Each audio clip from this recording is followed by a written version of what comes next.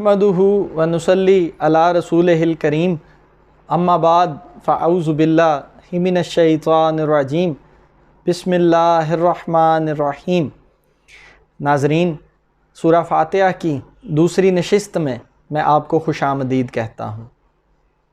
पहली नशिस्त में हमने कुरान और हदीस की रोशनी में सूरह फ़ातिहा की अहमियत को उजागर करने की कोशिश की। नाज़रीन, आज की नशिस्त में सूरह फ़ातिहा की सबसे पहली आयत को समझने की कोशिश करते हैं। उससे पहले एक बात वाज़िया करता चलूँ, दर हकीकत सूरह फ़ातिहा दो हिस्सों पर मुश्तमिल है। पहला हिस्सा 3 आयात पर मुश्तमिल है। अल्हम्दुलिल्लाहि रब्बिल आलमीन ये पहली आयत है। अर्रहमानिर्रहीम ये दूसरी आयत है। मालिकी यौमिद्दीन ये तीसरी आयत है। इन 3 आयात में बंदा अल्लाह सुब्हानहु व तआला की तारीफ़, शान, किब्रियाई और कुदरत की निशानियाँ बयान करता है, जबकि दूसरा हिस्सा 4 आयात पर मुश्तमिल है। इय्याका नअबुदु व इय्याका नस्तईन इहदिनस सिरातल मुस्तकीम सिरातल्लज़ीना अनअमता अलैहिम गैरिल मग़दूबि अलैहिम वलद्दालीन। इन 4 हिस्सों में इंसान अल्लाह सुब्हानहु व तआला से अपने लिए सीधी राह तलब करता है। तो आइए नाज़रीन, सूरह फ़ातिहा की पहली आयत को समझने की कोशिश करते हैं। तो सूरह फ़ातिहा की सबसे पहली आयत है अल्हम्दुलिल्लाहि रब्बिल आलमीन। तमाम तारीफ़ें अल्लाह ही के लिए हैं जो तमाम जहानों का रब है। नाज़रीन, अगर हम खुद पर गौर करें तो हमें पता चलेगा हम सब के अंदर बहुत सारे जहान बसते हैं।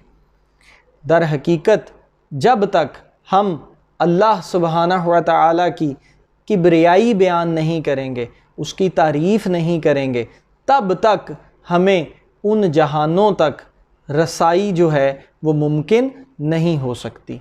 तो सबसे पहले हमें सिद्के दिल से, सच्चे दिल से ये यकीन करना पड़ेगा कि अल्लाह सुब्हानहु व तआला की ज़ात वहदहु ला शरीक है।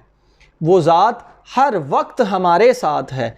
मैं जो बोलता हूँ, जो सुनता हूँ, ज़ाहरी तौर पर, बातनी तौर पर, मेरा रब उन तमाम बातों से वाकिफ़ है। वो ख़यालात जो मेरे दिमाग से होकर गुज़र गए, वो ख़यालात जो मेरे दिमाग में मौजूद हैं और वो ख़यालात जो मेरे दिमाग में आने वाले हैं, मेरा रब उन तमाम ख़यालात को जानने वाला है।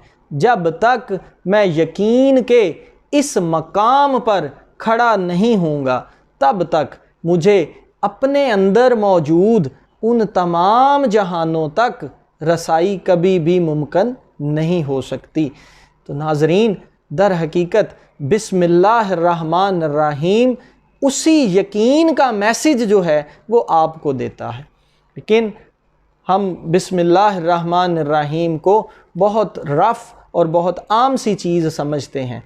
तो दर हकीकत बिस्मिल्लाहिर्रहमानिर्रहीम आपके अंदर उस यकीन को पैदा करने की कोशिश की जाती है इसके ज़रिए कि आप अगर इस यकीन के मकाम पर खड़े हो जाएं तो तब आप अपने अंदर मौजूद उन जहानों तक रसाई हासिल कर सकते हैं। नाज़रीन, उन जहानों में से कुछ जहान जो हैं उनकी मैं आपके सामने जो है वो थोड़ी सी एक्सप्लेनेशन करता हूँ। मिसाल के तौर पर नाज़रीन, हमारा दिमाग जो है वो काम करता है। इस दिमाग के पीछे जो वर्किंग है, उस वर्किंग को कोई तो कंट्रोल करने वाला है। वो पूरा एक जहान है जो उस दिमाग को कंट्रोल कर रहा है। बिल्कुल इसी तरह अगर हम अपनी आँख के विजन को देखें, हम अपनी आँखों से देख रहे हैं, इन आँखों के पीछे जो सिस्टम चल रहा है, कोई तो है जो उस सिस्टम को चला रहा है। वो पूरे का पूरा एक जहान है। بالکل اسی طرح اگر آپ اپنے جسم کے مختلف حصوں کو دیکھیں تو ہر حصے کے پیچھے کوئی نہ کوئی سسٹم موجود ہے جس کی بدولت، جس کی وجہ سے آپ چلتے پھرتے ہیں۔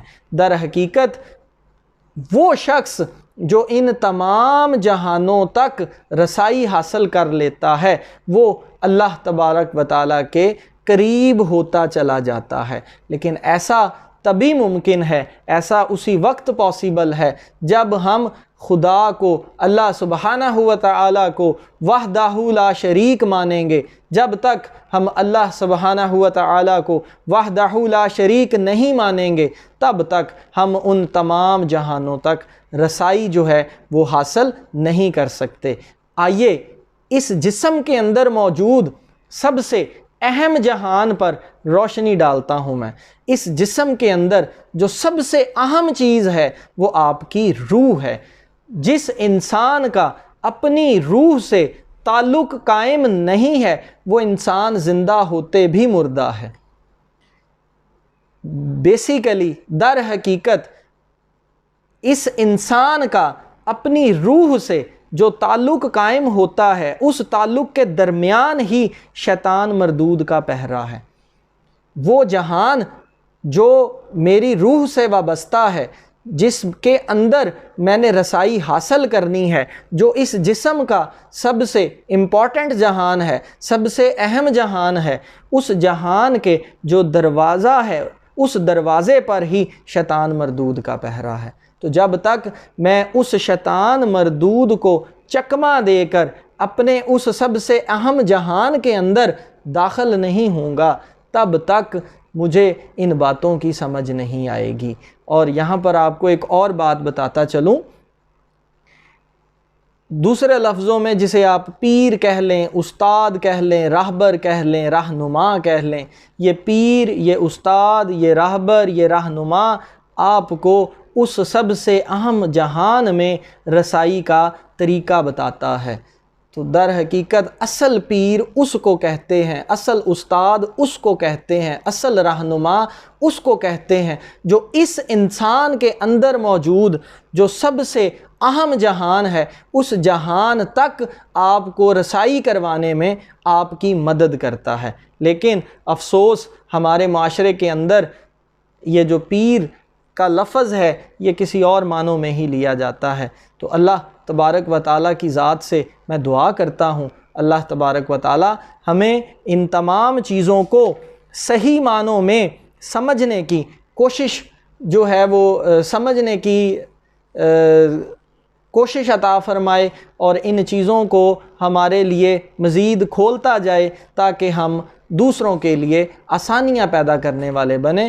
تو اللہ تبارک و تعالیٰ سے دعا ہے اللہ تبارک و تعالیٰ ہمیں ان چیزوں کی سمجھ عطا فرمائے، آمین۔